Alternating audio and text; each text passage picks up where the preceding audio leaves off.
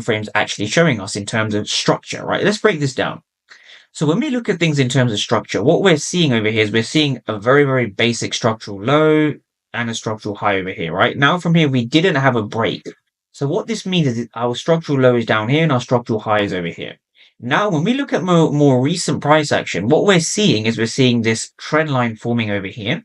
And we're also seeing some imbalance forming over here. So we're seeing some kind of a fair value gap resting here in this region, right? So of course, for this particular day on Monday, the bias was bearish, right? So I had a bearish bias and I wanted price to come into this area below this 50%, right?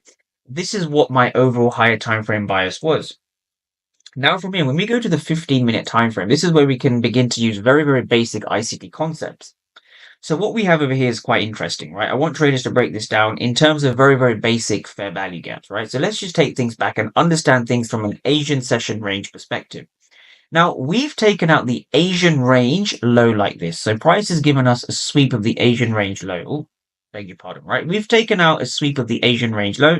The Asian range low here has been swept. So this is what we call manipulation phase one. This is the market enticing early sellers into the market, right? This is what we call manipulation phase one. Now from here, we have manipulation phase two. Now, what's really interesting about this, when